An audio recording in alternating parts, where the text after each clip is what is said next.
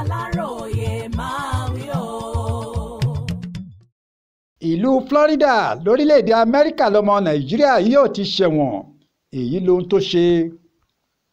Yẹ̀kínì kan kò lè yẹ̀ pọ́n pé kí ọmọ orílẹ̀‐èdè Nàìjíríà tí wọ́n fẹ̀sùn ìwà ọ̀daràn kan Ellis Lawrence Ahime máa ṣẹ̀wọ̀n tí wọ́n dá fún lórílẹ̀‐èdè Amẹ́ríkà nítorí ìwà ọ̀daràn tó hù níbẹ̀. Iwájú adájọ́ ilé-ẹjọ́ gíga kan nílùú Florida lórílẹ̀‐èdè náà ni wọ́n fojú afurasí ọ̀daràn yìí tó jẹ́ ọmọ Nàìjíríà tí wọ́n lọ ṣe yahoo fún ìjọba orílẹ̀‐èdè ọ̀hún bà lọ́jọ́ 11 oṣù kẹsàn-án ọdún yìí. Aláròyé gbọ́ pé ó ti pẹ́ díẹ̀ tí àwọn agbófinró orílẹ̀‐èdè Amẹ́ríkà ti ń wá kó tó di pé wọ́n fi ọwọ́ òfin mú láìpẹ́ yìí. Orílẹ̀‐èdè Gẹ̀ẹ́sì lọ́hùn ló ń gbé.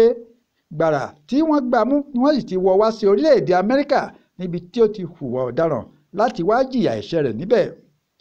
Ẹ̀sùn tó fi kàn án ni pé ó lẹ̀dí àpò pọ̀ pẹ̀lú àwọn kan láti lu ìjọba orílẹ̀‐èdè Amẹ́ríkà ní jìbìtì ọ̀pọ̀lọpọ̀ owó dọ́là lásìkò àjàkálẹ̀ àrùn COVID-19.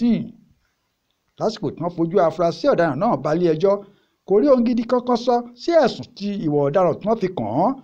Ó kàn ń bẹ̀bẹ̀ ni pé kí adájọ́ ṣíjú àánú wo òun lórí ẹ̀sùn tí wọ́n fi kan òun náà.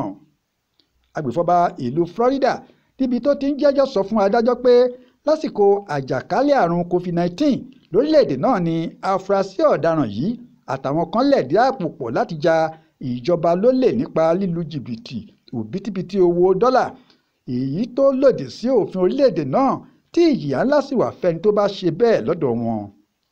Adájọ́ ní kó lọ ṣẹ̀wọ̀n oṣù 17 pẹ̀lú iṣẹ́ àṣekára lọ́gbà ẹ̀wọ̀n kan tó wà ní ìlú Florida lórílẹ̀‐èdè Amẹ́ríkà. Adéwálé Adéoyè ló ṣàkójọpọ̀ ìròyìn fún Aláròyé online television. Akin Akínníyì ló kà á sí ti gbọ́ yín.